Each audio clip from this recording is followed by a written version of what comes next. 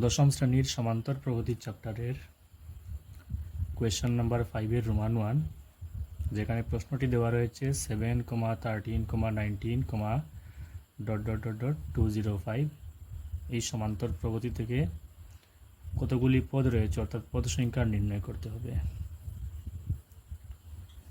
এখানে প্রথম পদ রয়েছে 7, দ্বিতীয় পদ রয়েছে 13, তৃতীয় পদ রয়েছে 19 এবং তার মধ্যে কতগুলো পদ রয়েছে যেগুলি এখানে দেওয়া নয়, অর্থাৎ সেই পদ কতগুলি রয়েছে এবং লাস্ট পদ রয়েছে 205।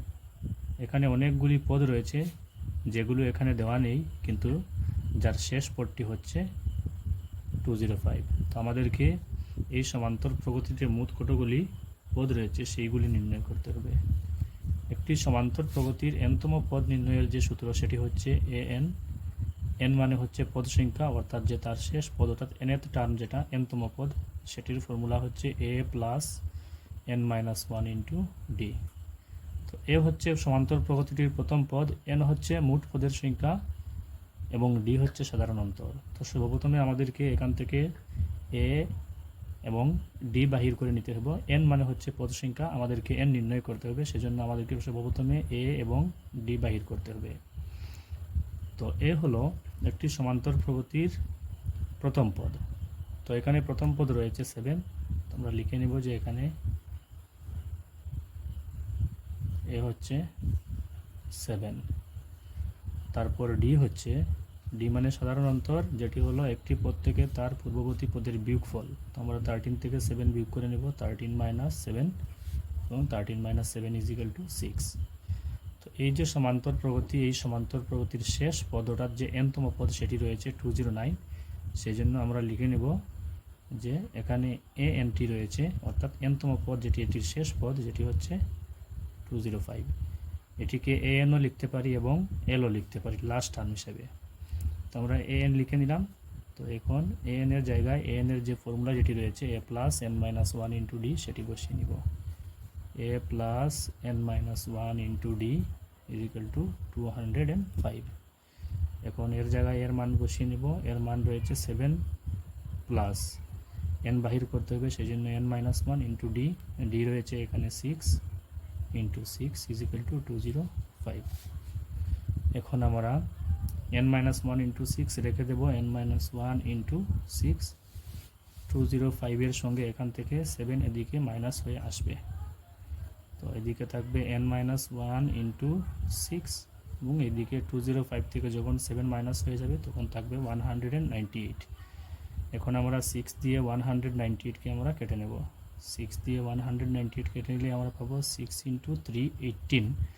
19 থেকে 1 থাকবে, 1 আবার 8 এর সঙ্গে যুক্ত হয়ে যাবে 18। তো 6 দিয়ে আবার 3। আমরা এখান থেকে পেলাম যে n-1 = 33। এখন আমরা n বাহির করব, সেই জন্য 1কে সরিয়ে নেব ডান পক্ষে, -1 ডান পক্ষে যাবে, +1 হয়ে তো আমাদের n এর মান বেরিয়ে আসলো 33 + 1 = 34। অর্থাৎ এই সমান্তর প্রগতিটির পদ সংখ্যা হচ্ছে 34টি। তো আমরা লিখব যে অতএব সমান্তর প্রগতিটির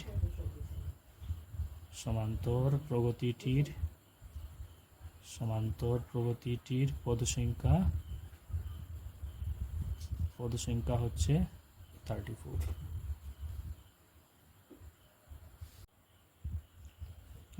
দশম শ্রেণীর সমান্তর প্রগতি চ্যাপ্টারের কোয়েশ্চন নাম্বার 5-এর রোমান 2 রয়েছে 18, 15/1/2, 13, -47। অর্থাৎ এখান থেকে এই সমান্তর যে প্রগতি রয়েছে, এই সমান্তর প্রগতির কতটি পদ রয়েছে সেটি নির্ণয় করতে হবে। এখানে 1টি, 2টি, 3টি এবং 4টি পদ দেওয়া রয়েছে, কিন্তু এদের মধ্যবর্তী আরও কয়েকগুলি পদ রয়েছে যেগুলি এখানে লেখা নেই। কিন্তু সর্বমোট এই সমান্তর প্রগতি 18 থেকে যে শুরু হয়ে -47 পর্যন্ত আছে, অর্থাৎ এই সমান্তর প্রগতিটিতে মোট কতটি পদ রয়েছে সেগুলি আমাদেরকে নির্ণয় করতে হবে। সেগুলি নির্ণয় করতে হলে আমরা সর্বপ্রথমে এই সমান্তর প্রগতিটির যে প্রথম পদ সেটি লিখে নিতে হবে। প্রথম পদ অর্থাৎ এই সমান্তর প্রগতিতে প্রথমে যে পদ রয়েছে সেটি। তো এখানে প্রথম পদ জায়গায় আমরা এ হিসাবে লিখে নিই, ফার্স্ট টার্ম। তো এখানে রয়েছে 18। তারপরে রয়েছে সাধারণ অন্তর। সাধারণ অন্তর হলো যে কোনো একটি পদ থেকে তার পূর্ববর্তী পদকে বিয়োগ করে নেওয়া। তো এখানে আমরা 15 যে 15 সমস্ত 2/1 অর্থাৎ 15/1/2 যেটি, তার থেকে আমরা 18কে মাইনাস করে নেব। তো এখানে এই যে সমস্ত যেটি, এটাকে আমরা ব্যাঙ্গে নেব, 2 থাকবে নিচে এবং 2 × 15 30, 30 + 1 31 এবং এখানে -18। এখানে এলসিএম হবে 2 এবং 13 এজ ইট ইজ থাকবে এবং 18-এর সঙ্গে 2 গুণ হয়ে হবে 36। তো এখানে 31 - 36 দ্যাট ইজ